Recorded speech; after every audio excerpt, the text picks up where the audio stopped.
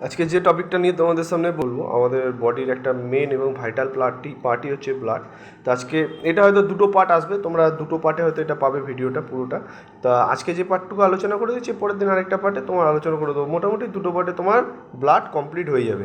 তো দেখো, study of blood মানে রক্তকে নিয়ে পড়াশোনাকে বলা হয় হেমাটোলজি বা সেরেটোলজি, ঠিক আছে? দুটোই বলা যেতে পারে, হেমাটোলজি বা সেরেটোলজি।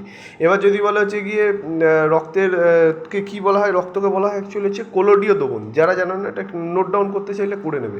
রক্তকে বলা হয় কোলোডীয় দ্রবণ। কোলোডীয় দ্রবণ মানে হচ্ছে, যেরকম কোলোডীয় দ্রবণ কাকে বলে, যেমন ধরো চা পাতা চিনি, চা পাতা বা জলের মধ্যে দিয়ে যেরকম চা তৈরি করি না আমরা, চা পাতা নয় অ্যাকচুয়ালি, হচ্ছে চা হচ্ছে কোলোডীয় দ্রবণের মতো। তার মধ্যে চা পাতারও থাকে, চিনিরও জুস থাকে, মানে চিনির মধ্যে গুলে যায়, চা পাতারও একটা চায়ের জুস থাকে। তো সেই রকম রক্তের মধ্যেও বিভিন্ন ধরনের জিনিস থাকে, ওগুলো পরে আমি আলোচনা করে দিচ্ছি, যে প্লাজমা আরবিসি কোনটা, অ্যান্টিজেন কোনটা, অ্যাগ্লোনুটিনোজেন কোনটা, এগুলো সবই তোমাকে আমি বলে দেবো। তা এরপরে জেনে গেলে, তার মানে রক্তকে বলা হয় কোলোডীয় দ্রবণ, এবং তার সঙ্গে বলা হয় রক্তকে লিকুইড কানেকটিভ টিস্যু। তার কেন বলা হয় লিকুইড কানেকটিভ টিস্যু?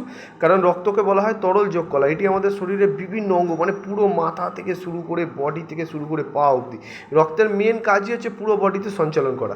এবার এর জন্য বলে না অনেকে, আমাদের শরীরের বডি টেম্পারেচার 37 কী করে থাকে দাদা? আমরা কি গরম জিনিস খাই, নাকি আগুনের ওপর বসে থাকি? কিছুই করি না, কিন্তু তবুও আমাদের দেহের তাপমাত্রা সেলসিয়াসে হলে 37, আর ওটা হচ্ছে 98.4 ডিগ্রি ফারেনহাইটে। আর যদি সেলসিয়াসে, ডাক্তারি স্কেল সবসময় ফারেনহাইটেই মাপা হয়, সেলসিয়াসে মাপা হয় না। আর যদি বলে সূত্রটা কী আছে, সূত্রটা সেলসিয়াসের সাথে ফারেনহাইটের, তাহলে ওটা বলে দেবে C/5 = F-32/9। আর যদি এটাও বলে যে কোন টেম্পারেচারে ফারেনহাইট স্কেল এবং সেলসিয়াস স্কেল সমান, এটা তোমরা জানো যে -40 ডিগ্রি টেম্পারেচার। এই কোশ্চেনগুলো কিন্তু আসে, এগুলো পড়বে। তাহলে এবার হচ্ছে রক্তের মধ্যে, রক্ত কী দিয়ে তৈরি হয়? রক্ত তৈরি হয় আমাদের হচ্ছে হিমোগ্লোবিন দ্বারা, ঠিক আছে?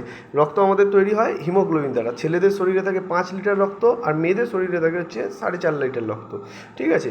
এরা বা অনেক বইতে তুমি 5.5ও দেখবে, আর মেয়েদের থাকে হচ্ছে দেখবে 5 থাকে।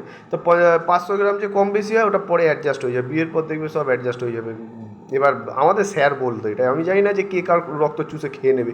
এবার স্যার বলতো, আমরা তো আর এখানে ওইভাবে বলতে পারি না, বুঝতেই পারছো, অনেকে ছোটো বড়োরা সবাই শোনে, তো তাই জন্য।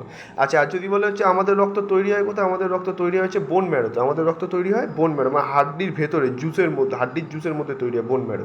শোনো না, অনেকে বোন ম্যারো ট্রান্সফার হচ্ছে, তো ওই বোন ম্যারো ট্রান্সফার মানে হচ্ছে ওখানেই লোহিত রক্তকণিকা তৈরি হয়। যদি বলে বাচ্চাদের কোথায় তৈরি হয়, বাচ্চাদের তৈরি হচ্ছে লিভারে। বাচ্চাদের তৈরি হয় ভ্রূণ অবস্থা, যতক্ষণ বাচ্চা একদম ছোট থাকবে, একটুখানি থাকবে, তাকেও ভ্রূণ বলবে, 9 মাসের বাচ্চাকেও ভ্রূণ বলবে, কিন্তু যখন জন্মে যাবে তখন বলা হয় বেবি। তা ঠিক আছে, আজকে এইটুকুই থাক। এর পরের দিন আমি প্লাজমা আর আরবিসিকে নিয়ে বলে দেবো, কারণ রক্তের দুটো ভাগ, আরও কিছুটা আছে আমি বলে দেবো। আর কে আবিষ্কার করেছিল না আবিষ্কার, এগুলো বলে দেবো।